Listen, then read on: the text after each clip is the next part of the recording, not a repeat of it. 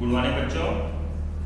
आइए आज हम लोग विद्युत चैप्टर में हम लोगों ने इसके पहले भी श्रेणी क्रम में प्रतिरोधों का जो संयोजन होता है, श्रेणी क्रम में प्रतिरोधों के संयोजन का जो सूत्र होता है R=R1 + R2 + R3 हम लोगों ने सिद्ध किया था, उसका निगमन किया था। आज हम लोग समांतर क्रम में जुड़े हुए प्रतिरोधों के सूत्र का निगमन करेंगे, ठीक है। तो जैसा कि श्रेणी क्रम समांतर क्रम आपको बता दिया गया था, अब जैसे आपका ये समांतर क्रम में प्रतिरोधों का संयोजन है। देखिए आपकी बैटरी है, यहाँ से ये आपका मेन तार गया है, इधर से आपका नेगेटिव तार गया है।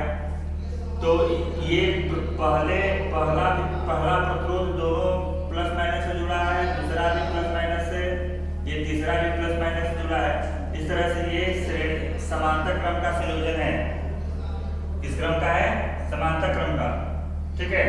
तो हम पहले लिखेंगे माना 3 प्रतिरोध R1, R2 तथा R3 समांतर क्रम में जुड़े हैं।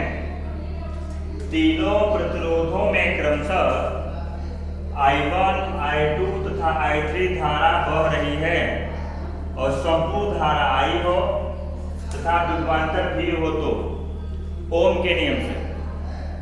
जैसा कि हम जानते हैं कि अगर श्रेणी क्रम में प्रतिरोध जुड़े होते हैं तो सभी प्रतिरोधों में समान धारा बहती है, और वहीं प्रतिरोध अगर समांतर क्रम में जुड़े होते हैं तो सभी प्रतिरोधों में धारा अलग अलग हो जाती है और विभवांतर सब में क्या होता है? समान होता है। सब में विभवांतर समान होता है ओम के नियम से। जैसा कि हम जानते हैं V=IR होता है, तो I हो जाएगा V/R। I=V/R। तो यहाँ पर आपका I1 है, इसलिए हो जाएगा I1 V/R1, ठीक है। समीकरण 1। I2 हो जाएगा V/R2, समीकरण नंबर 2। I3 हो जाएगा V/R3, समीकरण नंबर 3, ठीक है। तो यहाँ पर भी जो होगा वो कैपिटल लिखा जाएगा, स्मॉल भी नहीं लिखेंगे, नहीं स्मॉल भी लिख देंगे, तथा ये वेलोसिटी वेग हो गया। और यहाँ पर क्योंकि आप फिजिक्स पढ़ रहे हैं तो फिजिक्स में कैपिटल और स्मॉल जो आपके होते हैं कोई भी लेटर, उनका अपना अपना अलग अलग महत्व होता है, सिंबल अलग अलग होते हैं, इसलिए इसका ध्यान रखेंगे। अब आप क्या करेंगे भाई, ये तीनों समीकरणों को जोड़ दीजिए। ये आप लिख लेंगे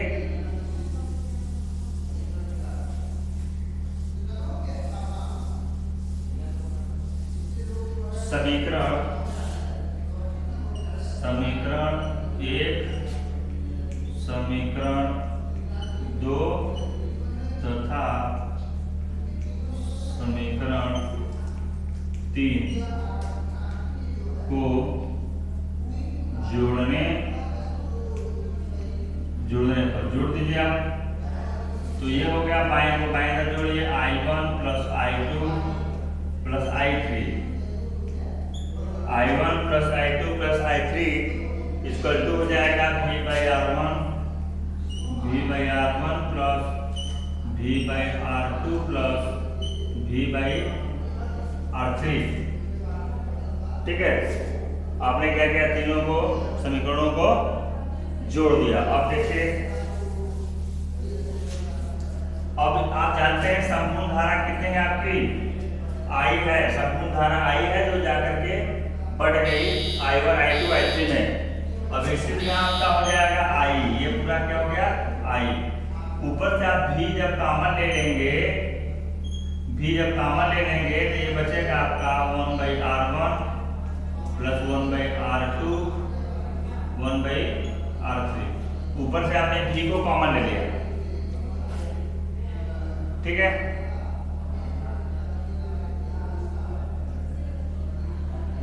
इतना तक आप समझ गए होंगे। अब देखिए आपको चाहिए क्या? V और आपको R चाहिए, I को हटाना है यहाँ से। तो I आपने क्या देखा? V/R है। आई इक्वल टू कितना है V बाई आर। आई की जगह हम रख देंगे V by R. I equal to V by R होता है सूत्र है ओम के नियम से। तो ये हो गया V 1 by R1 plus 1 by R2 plus 1 by R3। ठीक है, ये V से भी आपका कट जाएगा तो हो गया 1।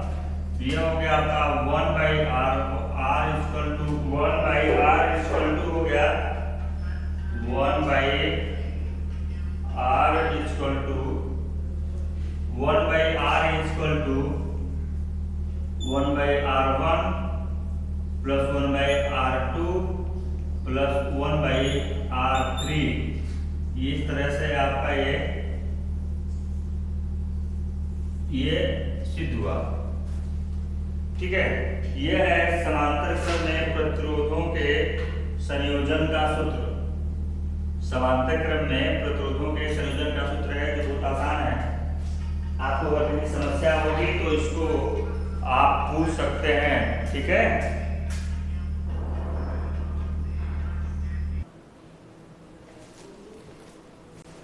अगला टॉपिक हमारा है वैद्युत धारा का ऊष्मीय प्रभाव।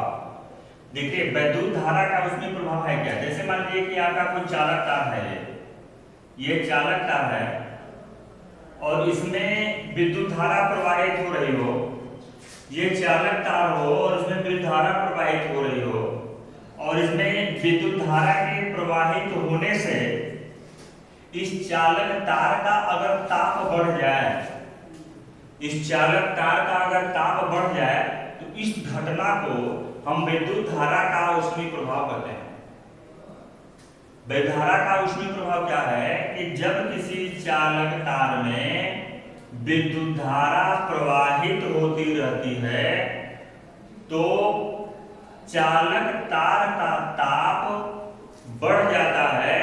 इस घटना को विद्युत धारा का ऊष्मीय प्रभाव कहा जाता है। ये देखिए, जैसा हम ये जानते हैं कि किसी भी चालक तार में विद्युत धारा का जो प्रवाह होता है, जो इलेक्ट्रॉन होते हैं मुक्त इलेक्ट्रॉन के बारे में हम अभी देखेंगे क्या होगा। इलेक्ट्रॉन जो होते हैं, इलेक्ट्रॉनों के गति के विपरीत विद्युत धारा का प्रवाह होता है। या कहने का मतलब यह है कि अगर विद्युत धारा का प्रवाह इस दिशा में हो रहा है तो इलेक्ट्रॉन इसके विपरीत गति करेंगे। विद्युत धारा का प्रवाह जिस दिशा में होगा इलेक्ट्रॉन उसके विपरीत गति करेंगे। अब देखिए ये विद्युत धारा का जो ऊष्मीय प्रभाव है, या कहने का मतलब ये किसी चालक तार का जो ताप है वो बढ़ता क्यों है। तो इसमें होता यह है कि जैसे ये आपका चालक तार है, ठीक, इसमें भी धारा प्रवाहित हो रही है तो ये जो इलेक्ट्रॉन होते हैं विद्युत धारा के प्रवाह के विपरीत ये गति करने लगते हैं। जब इलेक्ट्रॉन गति करते हैं इस चालक तार में, इलेक्ट्रॉन जब चालक तार में गति करता है तो इस चालक तार के जो पदार्थ है, जो जिन जिन कणों से मिलकर के बना है, तो ये जो इलेक्ट्रॉन होते हैं इस चालक तार के प्रत्येक कणों से टकराते हैं, और ये चालक अनियमित गति करते हैं। तो इन चालक के कणों से टकराने के कारण होता क्या है कि इन अणुओं की जो गतिज ऊर्जा होती है, इन अणुओं की गतिज ऊर्जा जो होती है वो बढ़ जाती है। और इस गतिज ऊर्जा के बढ़ने के कारण तार गर्म हो जाता है, जिसे हम विद्युत धारा का ऊष्मीय प्रभाव कहते हैं। ठीक है, आपको विद्युत धारा का ऊष्मीय प्रभाव समझ में आ गया होगा। चलिए अब हम आगे देखते हैं वैद्युत सामर्थ्य।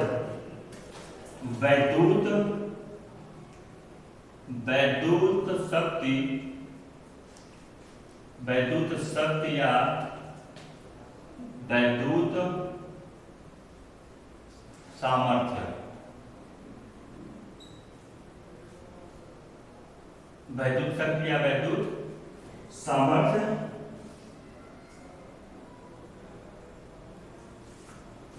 ठीक है, इलेक्ट्रिक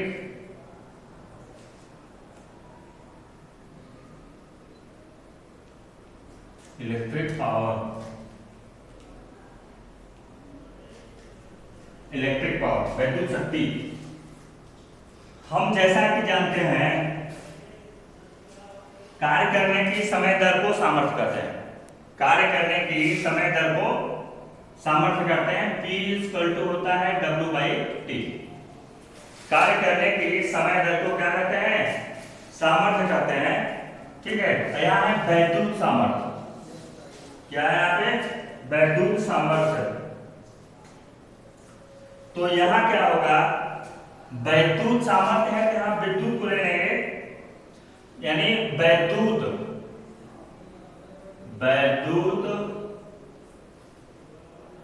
ऊर्जा, वैद्युत ऊर्जा के व्यय होने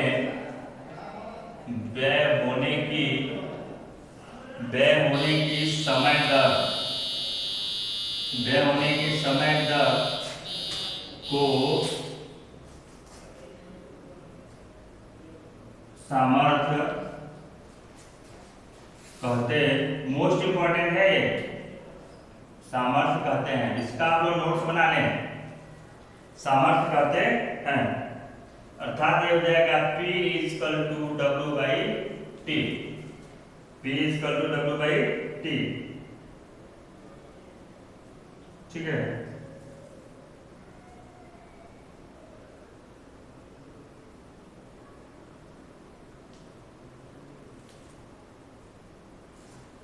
ठीक है। W क्या है आपका, कार्य है, T क्या है, समय है, P क्या है, सामर्थ्य है। तो P = हो गया W/T।